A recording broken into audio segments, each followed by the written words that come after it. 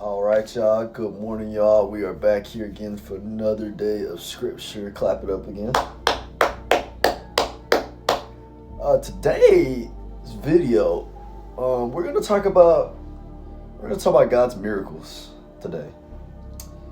Got a video idea from this from one of my friends. So how we talk about God's miracles and we see them in scripture, right? So I'm gonna go over like some miracles that God has done in Old Testament, New Testament, and then I'm gonna connect that to a miracle I know of now with two people. So one is a celebrity, and then one of them is my roommate. So yeah, I just wanna kind of like tell y'all about that stuff. So let's get into Old Testament. So Old Testament, we're gonna go to Moses, Exodus, the Red Sea. All right, if y'all don't know about this miracle, all right, so let's go over it real quick. All right, escape through the Red Sea.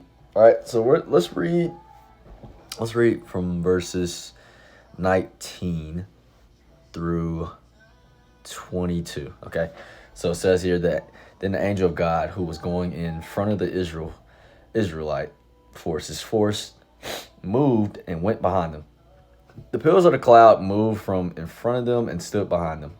It came between the Egyptian and Israelite forces. There was a cloud and a darkness, and it lit up the night. Neither group came near the other all night long. Then Moses stretched out his hand over the sea. The Lord drove the sea back with a powerful east wind all that night and turned the sea into dry land so that the waters were divided, and the Israelites went through the sea on dry ground, with the waters like a wall to them on the right and their left.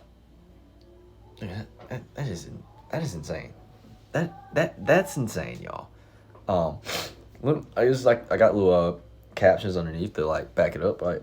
So look, it says for verse 21, how could a dry path be created through the middle of the Red Sea? Question mark. God performed a miracle using at least in part the forces of nature. The biblical writer mentions the role of wind in this event, but that does not preclude the possibility that God uses the other aspects of nature of which we have no knowledge. The suggestion that a tsunami was responsible for the temporary displacement of the water in the Red Sea is interesting, but does not account for the description of a wall of water on either side of fleeing Israelites. So I want to think of like, man, like the Israelites, right? So it's cloud and darkness,